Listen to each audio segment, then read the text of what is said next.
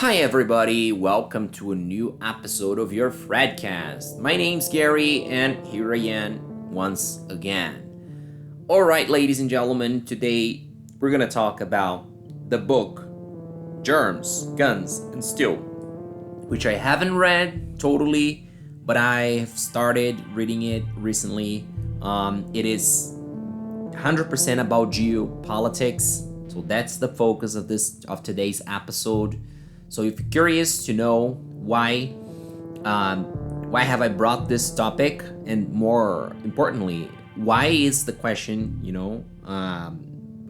posted in today's title, used as today's title, true, and even more importantly, is it even true?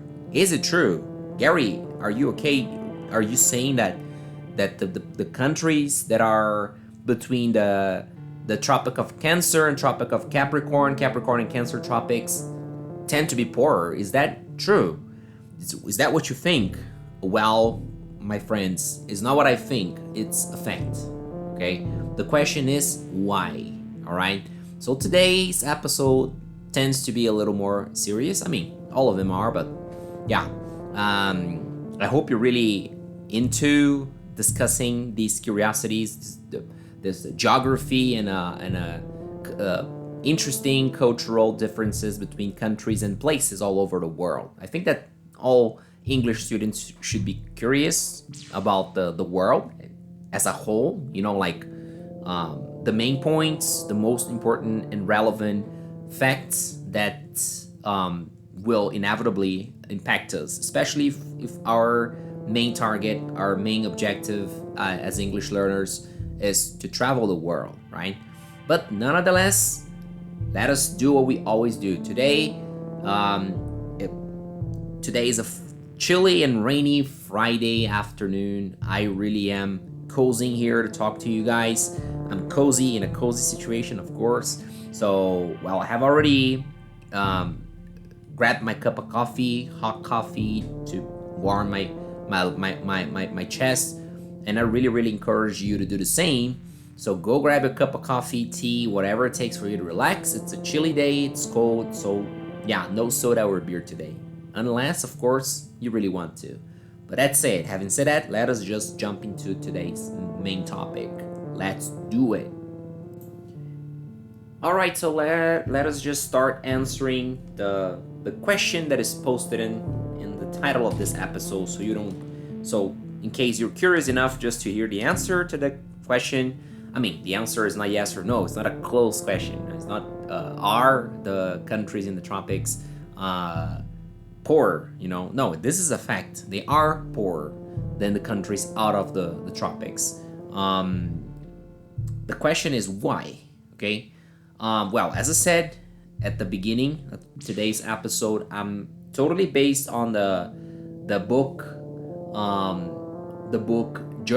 Guns, Germs, and Steel by Jared Diamond. Okay, I heard of this book recently, used as a reference to talk about this specific point. To be honest, why is it that the countries in the tropics, why not to say the hotter countries, the countries in areas which tend to be hotter, tend to be poor? Yeah, I'm holding the globe in my hands right now, and I'm just looking at it, and it makes complete sense to say when we say what we're saying, basically, right? It's a shame it's not a video filmed podcast, or I could show it to you guys, but use your imagination or grab a globe or take a look at Google, But if you see the tropics, the Cancer and Capricorn, I can't remember exactly right now. Let me just use Google. Capricorn and Cancer tropics. Let me just say tropics. Cancer and Capricorn. Yeah, I forgot who's up, who's down. Quickly. Yeah. Oh my gosh, I just found horrible areas. Yeah, okay, Cancer is north and Capricorn is south, right? Okay, so between Cancer and Capricorn. If we look at the countries, let me just mention the countries I'm seeing here. Again, if you have a globe yourself, grab it in your hands and follow me here. Pause this podcast and return with the globe, okay? We can have the Mundi map too, it works as well. But like, take a look. Well, we have Brazil, okay? That is mostly between this, okay? Why did I say mostly? Because there's a part of it where it is not, okay? What part of it?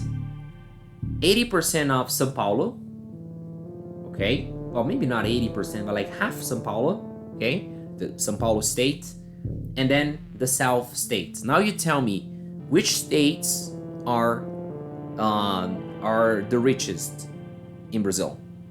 Okay, first of all, São Paulo, yeah, that's the capital of commerce, basically, right? Not the capital of the country, of course, but like the capital, the heart of Brazilian economy, period. It's not an argument, it's a fact, right?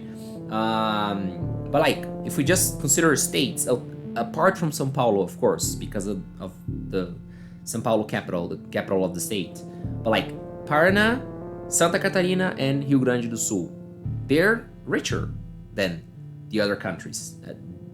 Numbers, okay? I'm not saying that we're superior, people here in the South. No, that's not what I'm saying. I'm saying that these countries, these states, have a better economy, basically, right? Okay, let's just forget Brazil for a second.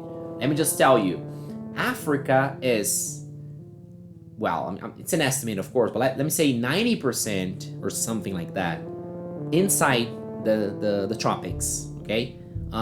Where it is not inside the tropics. Well, some parts of Namibia, which I absolutely have no idea what it, goes like, but probably is not a rich country.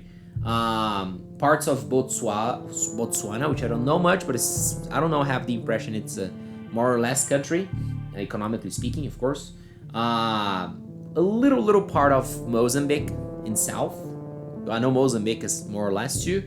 And then South Africa, like 90% of South Africa is outside of the tropics, which means it's not in the tropics, and well, I'm not gonna say by far that South Africa is the richest countries, because riches is more relative, but it's in terms of life quality, right? I forgot the name of the index. Let me just check it quickly. HDI, Human Development Index, what we call in Brazil IDH, okay? So yeah, certainly I'm not, as I was saying, I'm not sure if South Africa is the richest country in terms of riches, like like GDP, etc. But in terms of HDI, Human Development Index, it is certainly the top or among the top 3, right? To make a safe statement. Let me just make a good disclaimer here. This is not a scientific podcast, guys. The purpose here is having you guys listening to something in English, something interesting and uplifting, I would say, and that brings knowledge to you guys, or open the doors for you guys to do your own research and come to your own contents. That's why I'm making safe statements here, just for the sake of the presentation, basically here. All right, okay. So with that out of the way, let's forget Africa for a few minutes and let's move a little more. Okay, we have India, like mostly in the tropics, right? We have Oceania, Indonesia, better, Thailand, Indonesia itself, of course, the Philippines, Vietnam, etc., all inside the tropics, right? China has got just the southest, southest tip, so to say, is inside the tropics. So it's safe to say that China is outside of the tropics, all right? Okay, and then we have what seems to be the biggest exception, okay? That is Australia. But before going there, let me just talk about Dubai, okay? Some of you guys may mention, well, Dubai, it's in the tropics, certainly, because it's in the Middle Eastern. and is a very rich country. But remember what I say, it's not a matter of being a rich country, it's a matter of having a good or respectable HDI level, okay, Human Development Index. All right. So if we look at Dubai, first of all, it's for lack of a better word, an artificial country. Guys just made that up. So it's not really a reference when it comes to, this, why not say anthropological approach that we're doing right now, okay? We're talking about spontaneous sets of people living, that we call cities and then states and then countries, okay? So let's take Dubai out of this. If you can think of it as an exception, suit yourself, but I don't, okay? But all right. And also you may say, hey, but the Arab countries are rich. There are the oil magnates there, very rich sheikhs, rich guys, from these countries. And I'll say, yeah, that's right. That could possibly make their GDP pretty high. But let me ask you, how's this distribution going in population? It's ridiculous. There are these guys with tigers and lions in their living rooms and stuff, and people starving, people really poor, people who only have a shack and a goat. So yeah, that's the point here, okay? That's why I bring HDI, Human Development Index, as our main reference, all right? Okay, so let's go to what it seems to be our main exception, Australia. You look at Australia, and half of it is inside the tropics, okay? Of course, it's a gigantic country, all right? But, okay, half of it is, let's remember that Brazil would be, it's an estimate, guys. I didn't get the specific numbers. I could, but that wouldn't make much difference here for my presentation here, for our conversation here. But Brazil would say, it is like 80% inside the tropics and 20 outside. All right. So yeah, Australia is like at least 45% looking here on the map. Okay. But what's the point? I made a research before starting about the top 8 richest cities in Australia. And 7, let me repeat, 7 of them are in South. Or at least in the, 5 or 6 are in south of Australia. That is way out of the tropics, okay? The Capricorn tropic, to be more specific. So 5 are in the south. One of them is not exactly in south, but it is the beginning of the exit of the tropic. So it's out of tropic, the Cancer tropic. And one that is Darwin, a city called Darwin in North Australia, is in the north and consequently in the tropics. So 7 out of the 8 richest cities in Australia are out of the tropics. So yeah, let's start after doing this quick look and perspective. Let us. I think it's better we start giving Mr. Jared Diamond, some props, right? Because what he said, I'm ironically saying maybe because but like maybe what he said has some fundamentals, doesn't it? So yeah, all right. That just before even talking specifically about his book, which I still haven't finished reading, but I'm on the process of reading. Let us just mention the countries outside of the tropics, so you pay attention, all right? In South America, we have, I'm gonna just consider countries that are 100% out of the tropics here, okay? Argentina, you may laugh and say, hey, they're going through crisis right now, but Argentina is a very rich country, very, very good HDI level, okay? Over the past years, situation not so good, but apart from that, take their whole history, they're a rich country, They're not as rich as USA, as UK, of course not. But for South American patterns, and considering that they are 1/3 of the size of Brazil, or half the size of Brazil, you know, or at least the more productive part of it, because like the far south of Argentina is like really really cold, you know, ice and stuff. So yeah, you know, considering that they're much smaller and well, it's impressive what they do. Beside them, okay, it's not 100%, but I'm gonna open this exception because it's 90%. Chile, Uruguay, all right. They're not rich countries per se, but for South American, if you take the South American average, they are okay. And that because like that's not the point here, but like we take Venezuela's history. They were really rich in the past, okay, but mostly because of their oil. They have lots of oil there, petroleum. I'm talking about.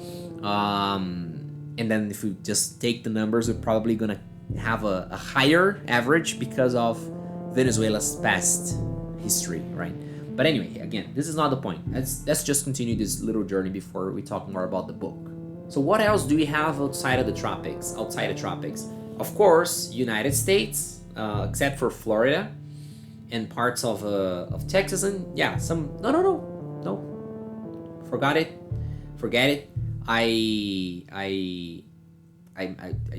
not even Florida. USA is 100% out of the tropics. Mexico is outside of the tropics, half the north of it, but that's just not. Let us not talk about Mexico because it's an incognito. What other countries? UK, France. I mean, all Western Europe countries, Australia, France, Italy, Germany, you know, Sweden, Norway, right? We have China now. Okay, China is a recent rich country, right? If we put it that way, right? Japan, Pakistan. Pakistan is a very, very rich country. You don't give them much props, but they are. South Korea, yeah, of course there are poor countries like North Korea, but for obvious reasons, guys, for obvious reasons, right? And Mongolia, for example, like everyone there is a monk. They're all meditating and stuff. Of course, I'm generalizing here for fun, but you know my point, right? There's not in the culture of the country being productive, for that matter. But that's it. Okay, I'm gonna put down the globe right now and start talking about the book. Let's do it. Okay, so in Guns, Germs, and Steel, the author Jared Diamond explains the historical and environmental factors that have shaped the development of human societies. When discussing why tropical countries tend to be less economically developed than those outside the tropics, Diamond highlights several key points related to geography, agriculture, and disease. So let's take a look at these points, these main points, these 5 main points that he brings in the book. Point number 1, geography and climate. Diamond argues that the geography and climate of tropical regions hindered the development of large-scale agriculture. In tropical climates, soil quality tends to be poor, with heavy rains leaching nutrients from the soil, making it less suitable for intensive farming compared to the temperate regions. As a result, agriculture productivity in tropical areas has historically been lower, leading to less surplus and slower societal development. Yeah, guys, we may think like, what does food have to do? We may think, right? Some people might say that. Why? What does food have to? What does agriculture have to do with that? Everything. It has to do everything. It has everything to do with development. You know, we don't usually think about it, but everything. I mean, our diet as we were growing up contributes a lot to our perception of reality, to our intelligence, if you have contact with a really, really poor person, a person that grew up in misery, right? You're gonna realize that, of course, exceptions, but in general, their thinking process, their cognitive process seems to be slower than the rest of the people. I'm not talking about a poor person. I'm a poor person. I grew up in a poor family. I'm talking about a miserable person, a person that starved, that didn't have at least 3 meals a day. That's certainly not my point, and certainly probably not yours. Okay, but for people like that, so what I'm trying to say here is food has everything. Nutrition, the nutrients we take while growing up. Okay, after we're grown-ups, yes, it plays an important role, of course, but while growing up, it is very important, very paramount for kids to have all the necessary nutrients, and of course, not only that, it doesn't come down to only food, of course, but it plays a significant role. I'm not gonna say any numbers here, but I believe that like at least 50% of the relevance. Yeah, that's a lot, guys. That's a lot. So what is the second point here as disease burden? Disease are sickness, okay? Tropical regions are more prone to infectious disease such as malaria, yellow fever, and sleeping sickness. Never heard of that, sleeping sickness. Diamond points out that these diseases which thrive in warm, humid environments have historically imposed a significant burden on human populations in tropical areas.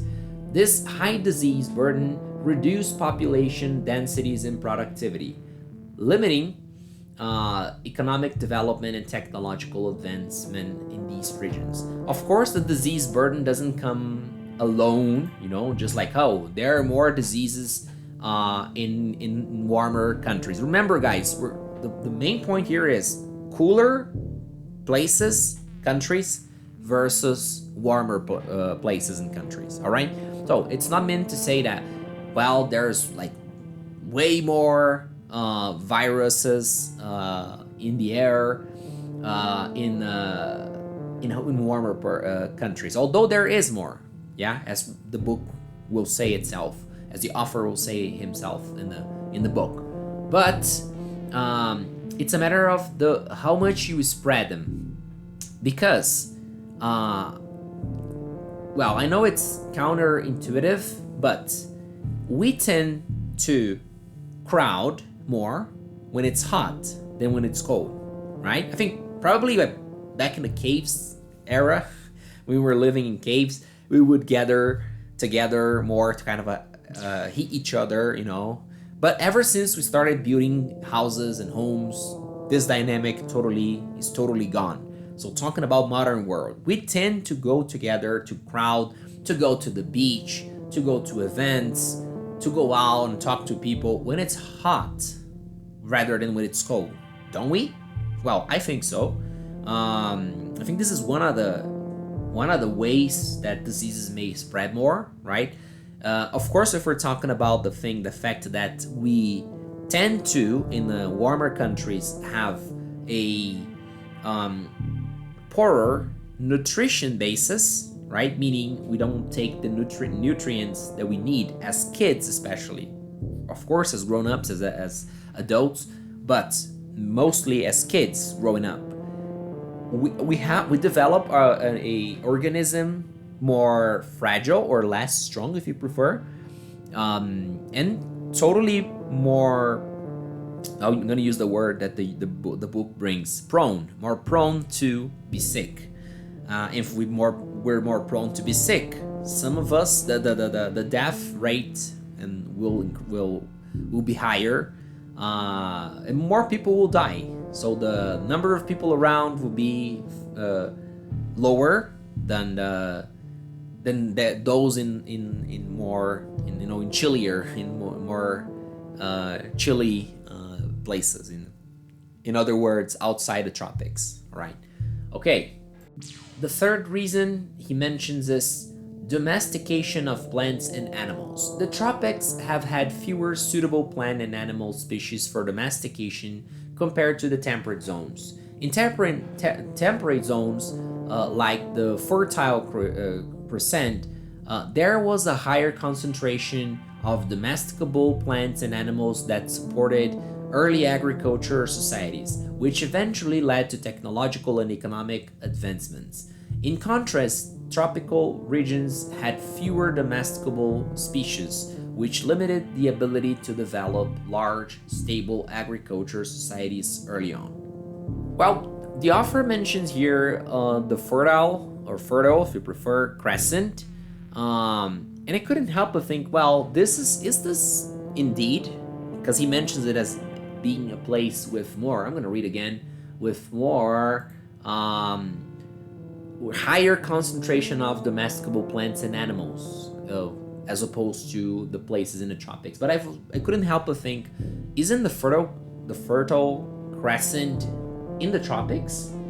And I'm gonna need the help of my globe again to see. Well, let me see. That nope, it is not. Okay, because we see like videos and things about the Middle Eastern places, and there is lots of deserts and dry places, but it is outside of the tropics. Surprisingly enough, it is outside of the tropics, ladies and gentlemen. Yeah, so yeah, I got surprised myself. But let's do talk about the domestication of plants and animals. Of course, if there are if it's easier in a place for people to have the so-called livestock, that is ox, cows, goats, animals in general, farm animals in general, the economy will grow, right? Maybe not these days with technology where we have means to overcome some of the environment situation, but think of 1,000 years ago, 2,000 years ago. One thing leads to the other, and these countries, in these places, had this big advantage from the very beginning. Let us just be honest about it, because everything was, today we have cars and planes, but 1,000 years ago, 2,000 years ago, they had ox, cows, goats, chicken, So yeah, that's it. And the last point that, not last, the fourth point he brings is east-west versus north-south axis. Diamond argues that the orientation of continents played a major role in the diffusion of agriculture, technology, and ideas. Eurasia's east-west axis, with a relatively consistent climate across long distances, allowed for the easier spread of crops, livestock, and technology. In contrast, Africa and the Americas, which are oriented north-south, have a greater variation. A greater variation in climate over short distances, making it harder for agricultural innovations to spread. Tropical regions often had difficulty adapting crops and techniques development in temperate zones. Yeah, I always thought about it and still do think about it. This dynamic of north, south, west, east. But more into a linguistic perspective. But when you think, yeah, it's a fact that here in America and what's the other part they mention, Africa too. Yeah, we're a thinner continent, so to say, and the dynamics of north and south, the distance between south and north are bigger than the ones from west to east, right? If you think of west to east or east to west, we can cross. I mean, there's the large area from Recife to Acre, for example, more or less Acre. Yeah, this is like where Brazil gets really big. But think of United States, for example. It is a larger country, right? Not only in terms of it's a wider. That's the verb. It's a wider, right? Going to west, from west to east.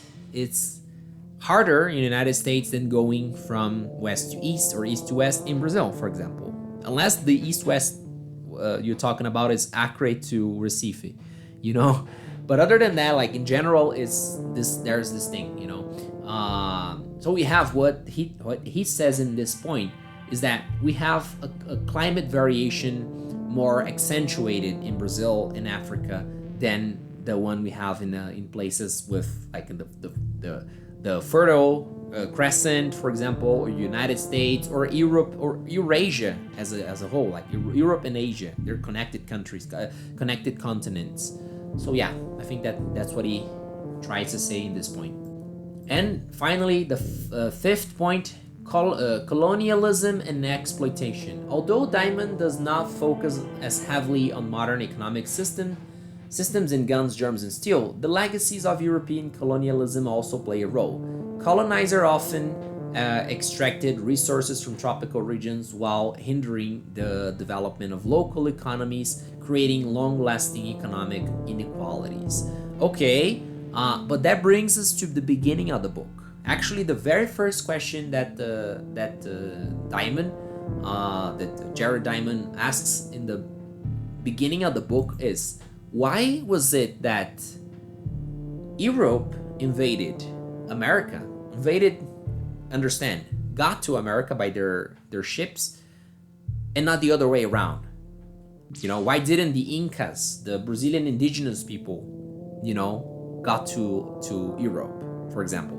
I know the answer sounds obvious, of course, because they didn't have 1% of Europeans' technology. They didn't have sailors, they didn't have boats or anything of that nature. Yeah, but the question is precisely that. Why didn't they have? What was lacking? What was it that was in Europe and was not in America?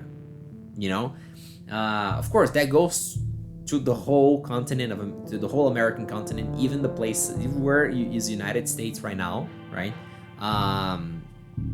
But I think that I'm gonna read the book and see, but I think that the most objective answer to that question is the thing of the being outside of the tropic and being in a region outside of the tropics and being in a region in which the how can I put it, the transaction of not only things but like of people, the people coming and going is way higher. Like think of Europe and the Fertile Crescent North, that is North Africa, Middle Eastern, Asia. It is much more accessible it was like 2,000 years ago, 4,000 years ago, much more accessible for an European to take a caravan or something like that and go to the Middle Eastern. Many of them did that in the past. They still do. And go to Asia, for example, whatever you call Asia. At some parts of Russia, it's already Asia. Okay, let's say Asia. Then for a North American going to South America, and this is where the West-East, North-South relation comes into place and plays a definitive role. Let me explain it. Think of you living in a place. Okay, you're a nomad person. Okay, so you don't stay in a place forever. Think of you going west and east, moving, walking with your people, family, tribe, whatever, 100 kilometers west or east. You probably won't have many changes many climate changes for you. When I say climate changes, I mean like the weather, the climate you're used to, the climate you grow up in, all right? So if traveling 100 kilometers, for example, west and east, if by traveling 100 kilometers west or east, hypothetically speaking, I'm not pointing any specific place here, it's just for the sake of the understanding here. So if traveling 100 kilometers west or east won't change much of or nothing of the climate you used to, the weather you used to, it is way more propitious for you to say, yeah, I'm gonna travel 100 kilometers west or east than south or north. Because if you do that south or north, the weather difference will be considerable. That's the point. The weather change will be considerable. Okay, I'm not saying 100 mile you're in the desert, 100 miles north you're in a snow. You know, that's not the point, of course, or vice versa. No, but you're going to be in a different, reasonably or considerably different area as far as the temperatures are concerned. And that's the main point of it. I think that by that we have an idea of the reason. Okay, I will finish reading the book and maybe I'll come back here to share what I've learned. But for now, thank you so very much, ladies and gentlemen. I really wait for your comments on the comment section, and I see you in the next episode. Bye bye.